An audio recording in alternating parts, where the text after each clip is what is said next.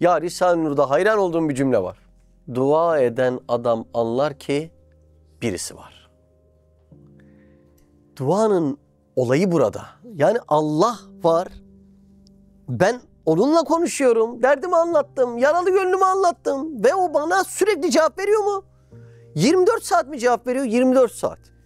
Peki telefonda bir şey yazarken düşünsem sorun değil. Yemek yerken içimden konuşsam hiç sorun değil. Yani her an Allah'ın sana cevap vermesinin en büyük olayı seni kimsesizlik vahşetinden ve dehşetinden kurtarması. Kimsesizlik, çaresizlik adamı yıkar. Böyle ruhlara teselli lazım. Maalesef artan intihar vakalarına baksanız beni daha iyi anlayacaksınız. Batı dünyasında zenginlik arttı ama bu yalnızlık ve intihar maalesef onunla birlikte arttı. Biz geçen Japonya'ya gittik. Japonya'da ve İngiltere'de Yalnızlık Bakanlığı var, biliyor musunuz? Ve birçok okulda iyilik diye bir ders eklendi. Çünkü inanılmaz sayıda intihar artmış durumda. Japonya'da intihar ormanı var, meşhur. Onun da her tarafına yazmışlar. Lütfen devlet bize ulaşsın, değil mi Hasan? Sen 5 yıl mı yaşamıştın Japonya'da? 7 yıl yaşadın. O intihar ormanı değil mi? O şekilde devletin her yerde afişleri var herhalde. Numara yazıyorlar orada, değil mi? Neden öyle diyorsun? Yani böyle hassas insanlar, aslında kibar insanlar, böyle iç bühranlarını, bunalımlarını, anguazlarını anne babasına bile birçoğu paylaşamıyormuş. Ve paylaşacak, anlatacak kimsesi olmadığından dolayı özellikle onların gözünde o yalnızlık ormanı da kutsal bir yer olmuş. Birçokları oralarda intihara başlamışlar. İnanılır gibi değil. Japonya'ya baksanız yani maddi düzeyde bir dünyanın 50 yılı ilerisinde herhalde. İngiltere'ye baksan benzer bir şey söylersin. Başka bir şeye baksan benzer bir şey söylersin. Ama en çok intihar oranının olduğu mesele. Garip bir denklem değil mi? İskandinav ülkeleri de öyle değil mi? Norveç, Finlandiya, Danimarka, ilahir. Yani buralardaki intihar oranlarına inanamazsınız. Orada da çok arkadaşımız yaşıyor. Bizlere bahsediyorlar. Yani bildiğin gibi değil. Ne oldu? Niye intihar ettin? Bir derde giriyorsun ve konuşacak hiç kimseyi bulamıyorsun. Yani o kadar kalabalığın içindesin ama yalnızsın. Ya kalabalığın içinde yalnızlık mı olur? Olur tabii. Yalnız olmakla yalnız hissetmek başka bir şey. Etrafın doludur. Maddeten yalnız değilsindir ama senin kalbini işitecek kimse yoktur. Yani kendini yalnız hissedersin. Ve yalnızlık gürültülü bir şeydir.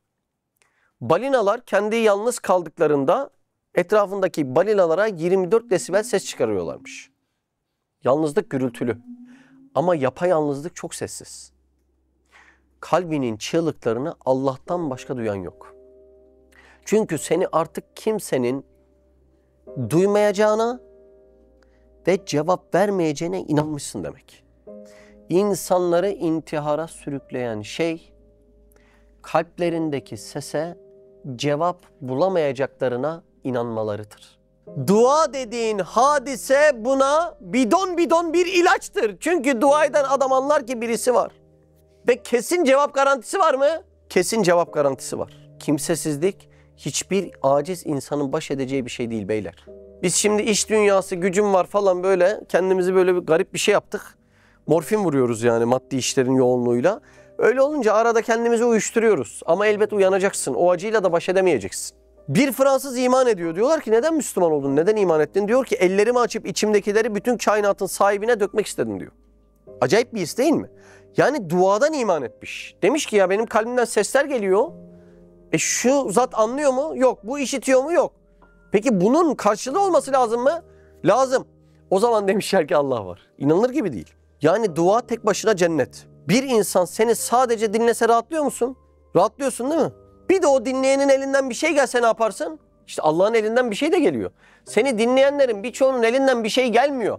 Hatta seni dinleyenlerin yarısı derdine dert katıyor. Japonya'da işte Fatih Koyuncu abi ayağını kırdı. Yanımızda da bir rehber arkadaş var.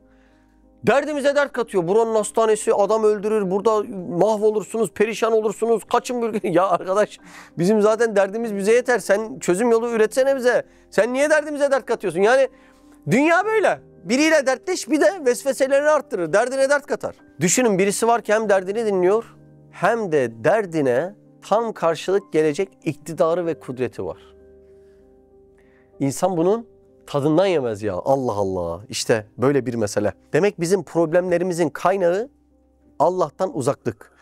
Dua ise insanın yaralı kalbini pansuman ediyor. Şu ıssız, sessiz, çaresiz, kimsesiz, vefasız dünyada sonsuz bir dost bulup onun karşısına çıkmanın adıdır dua.